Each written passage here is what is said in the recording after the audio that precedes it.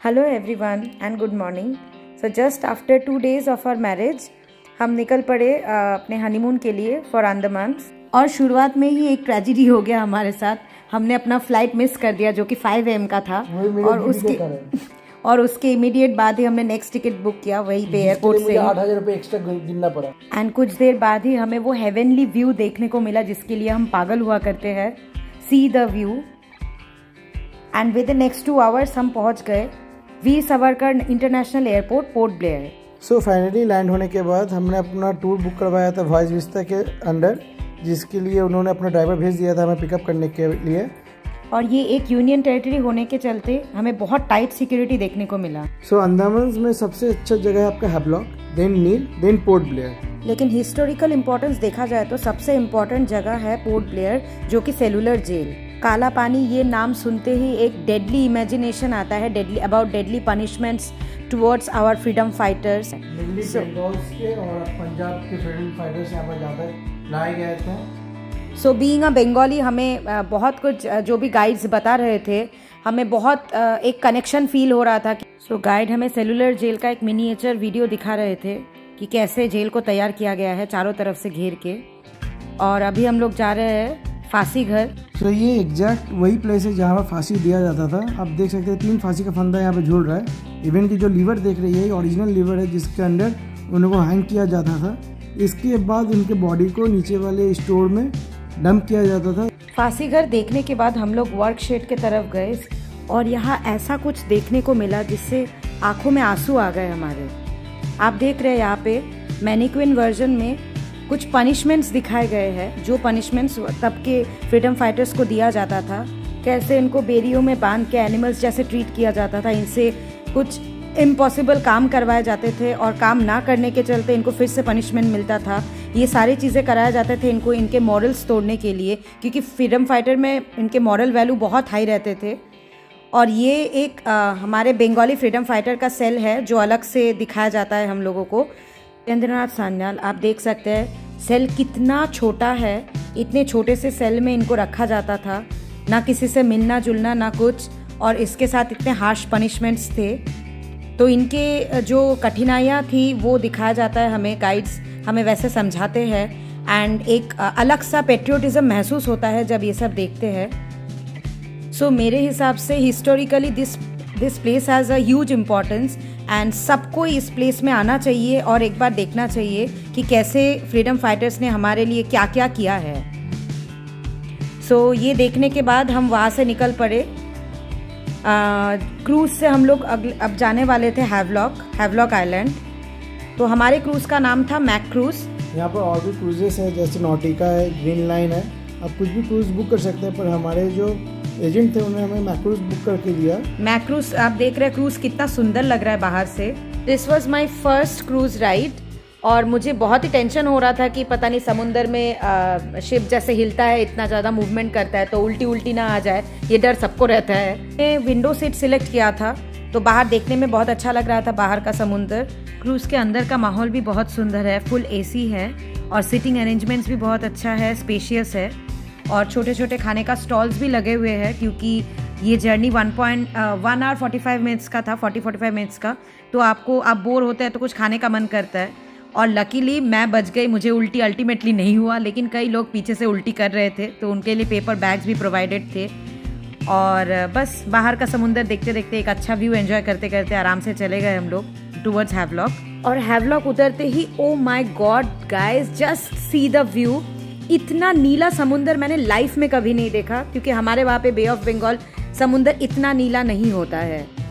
यहाँ हमारे assigned driver भैया आए और हमें हमारे होटल तक छोड़ दिए। होटल का नाम था हैवलॉक आइलैंड बीच रिसोर्ट, जो कि बहुत ही खूबसूरत एक होटल था। चलिए अभी होटल का व्यू दिखाते हैं आपको। सो अभी हमने एंटर किया हमारे होटल पे और बाहर का व्यू देखिए कितना खूबसूरत है। ये प्रॉपर्टी बहुत ही बड़ा है, आप देख सकते हैं। मैं पूरा अंदर का व्यू दिखाऊंगी। यहाँ पे कई डिफरेंट टाइप्स के रूम बने हैं, जैसे अभी जो रूम्स आप देख रहे हैं ये कॉटेज, सेपरेट कॉटेज बना हुआ है। और हमें ये वाला रूम मिला था, हमारा रूम ग्राउंड फ्लोर में मिला था हमें।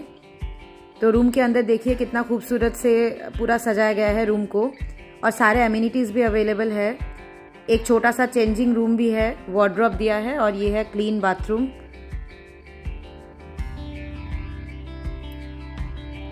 मुझे होटल्स का रूम अच्छा लगा, स्पेशली जहाँ पे बाथरूम साफ होता है, इतना ही चाहिए होता है। सो रात का माहौल देखिए रिजॉर्ट के अंदर, इसको होटल नहीं बोल के रिजॉर्ट बोल सकते हैं।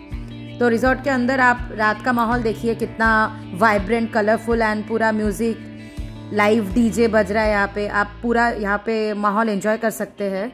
और जो मुझे सबसे अच्छा लगा कि यहाँ पे प्राइवेट बीच है, आप सीधा अपने होटल रूम से बाहर निकल के ही एकदम अपने प्राइवेट बीच पे एंजॉय कर सकते हैं।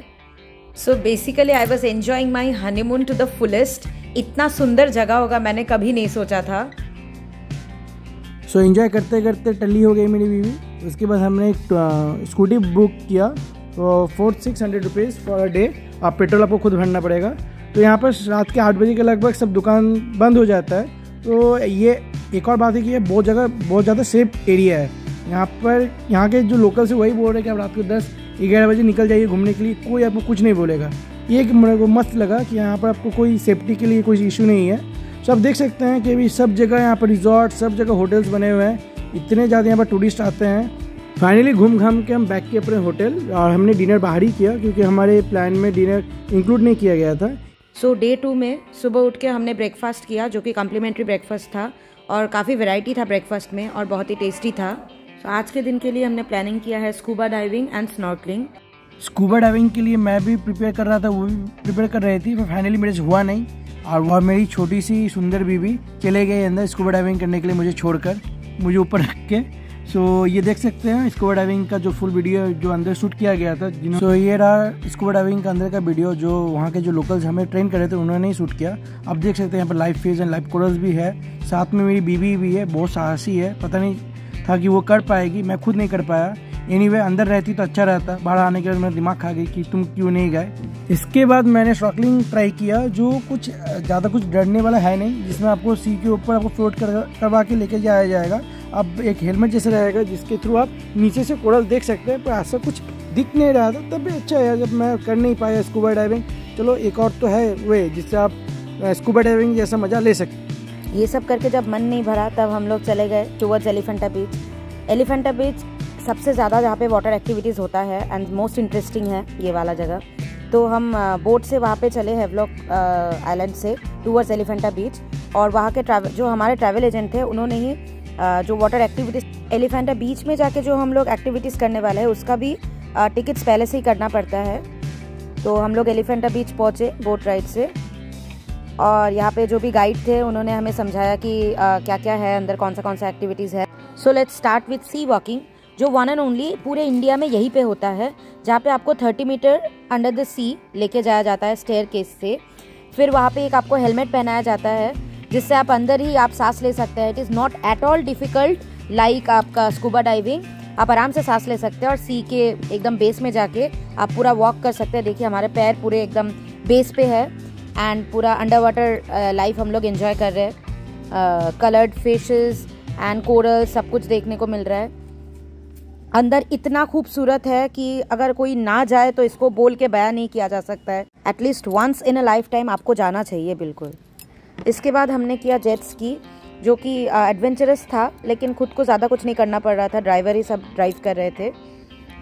और इसके बाद हम जो मुझे सबसे अच्छा लगा दैट वाज पैरासेलिंग, जो बहुत ही एडवेंचरस लगा। इतने हाइट पे जाके मतलब बहुत मज़ा आ रहा था, हवा काफ़ी तेज़ हवा चल रहा था, और रियल एड्रेनलिन रश मुझे यहीं पे महसूस हुआ।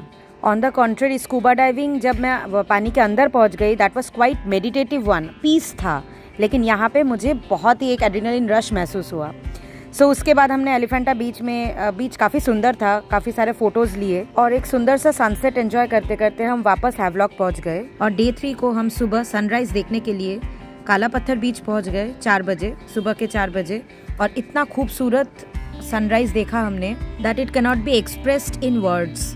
और दूसरा तरफ देखिए डूबते हुए चांद अभी भी आसमान में दिख रहा है। एक तरफ सनराइज़ देखने को मिल रहा है तो दूसरी तरफ मून सेट देखने को मिल रहा है। ऐसा नज़ारा मैंने इससे पहले कभी नहीं देखा, दोनों चीज़ें एक साथ देखने को मिल रहा है। और बीच का माहौल इतना खूबसूरत था।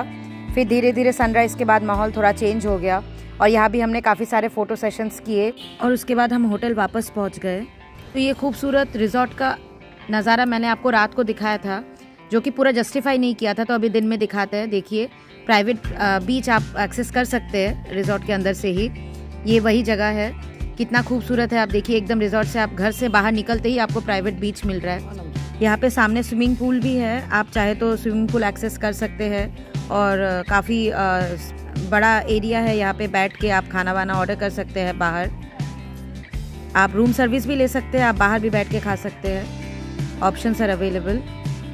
तो हमने तो इतना समुंदर में नहाया कि हमें स्विमिंग पूल में नहाने का ज़रूरत ही नहीं पड़ा।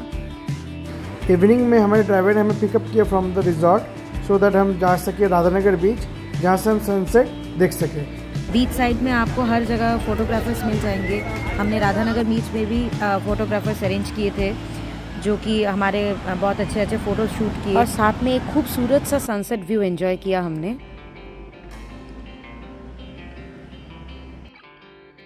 Just have a look, so beautiful and mesmerising. और देखिए राधानगर बीच को ब्लू फ्लैग सर्टिफाइड बीच मिला है, मतलब वन ऑफ द क्लीनेस्ट बीच का अवार्ड है इसके पास। सो गंदगी बिल्कुल नहीं करना है, हर जगह डस्टबिन है। और ये आफ्टर सनसेट है, अभी ड्राइवर हमें पिकअप करने आएगा। डे 4 के लिए हम लोग बहुत एक्साइटेड थे, the most awaited Neil's island के लिए हम लोग जाने वाले थे। Now heading to Neil from Havelock island. So ये रहा आपका यहाँ का बीच जेटी, जहाँ से आप अपना रेस्पेक्टिव क्रूज पे जाना पड़ेगा। फाइनली हम अपने क्रूज़ के लिए रेडी हो रहे थे, जो था ITT मैजेस्टिक। इसके थ्रू हमें जाना था नील आइलैंड में। अराउंड 1 आवर 15 मिनट्स के लगभग ये टूर होने वाला था।